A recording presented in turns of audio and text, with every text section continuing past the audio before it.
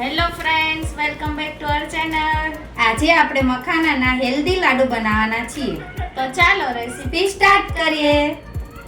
આજે આપણે મખાના કોકોનટ લડ્ડુ બનાવીશું. તો એના માટે આપણે એક મોટો બાઉલ મખાના લીધા છે. પછી ડ્રાઈડ કોકોનટ પાવડર છે જે અમે ઘરે બનાવ્યો છે. પછી સાકરને પીસી લીધી છે. થોડી ખસખસ લીધી છે. એલચી અને જાયફળનો પાવડર લીધો છે. ઓપ્શનલ છે, તમારે નાખવો હોય તો નાખી શકો છો. મગથરીના બી લીધા છે અને ડ્રાય ફ્રૂટ્સ છે. તમને જે ડ્રાય ફ્રૂટ્સ ભાવતું હોય એ તમે એડ કરી શકો છો. તો ટોટલ આટલી વસ્તુઓ આપણે કોકોનટ મખાના લડ્ડુ બનાવવા માટે યુઝ કરીશું. હવે આપણે બધું પીસી લઈશું. મખાના નાખ્યા છે, ડ્રાય ફ્રૂટ્સ નાખશું, મગથરીના બી નાખશું, ખસખસ નાખશું. હવે આપણે બધું પીસી લઈશું. હવે આપણું મિક્સચર પીસાઈ ગયું છે તો આપણે એને એક બાઉલમાં કાઢી લઈશું. હવે આપણે એને ગેસ પર મૂકી દીધું છે. હવે ટોપરાનું છીણ એડ કરશું. 1 ચમચી જાયફળનો પાવડર અને 1 ચમચી એલચીનો પાવડર એડ કરી દઈશું. ઓપ્શનલ છે, તમારે નાખવો હોય તો નાખી શકો છો. અમને ભાવે છે તો અમે નાખ્યો છે.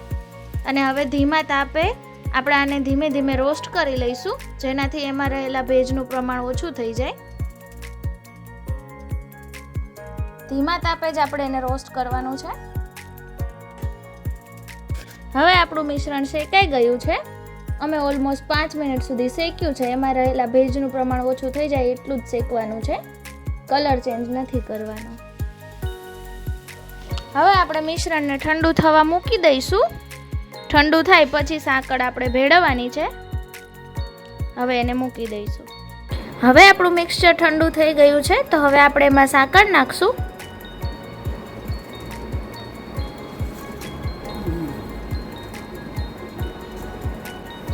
એમાં સાકર નાખશું અને મિક્સ કરી લઈશું.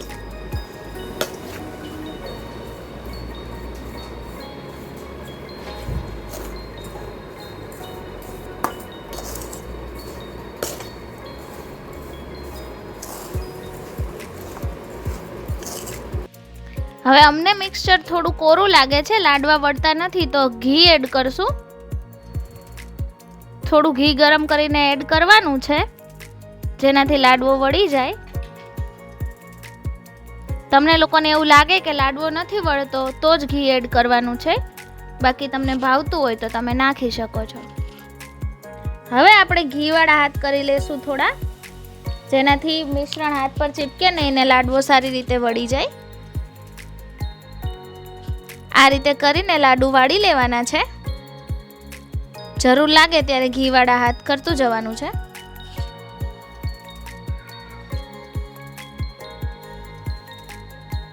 હવે આપણે લાડુ બનીને તૈયાર છે. તમે જોઈ શકો છો કેવા સરસ બન્યા છે. આ લાડુને આ ગરમીની સિઝનમાં ખાવાથી શરીરમાં ઠંડક મળે છે. મેં જાયફળ નાખ્યું છે, એલચી નાખી છે. હેલ્ધી લડ્ડુની રેસીપી બનાવીને ટ્રાય કરજો, તમને બહુ જ મજા આવશે.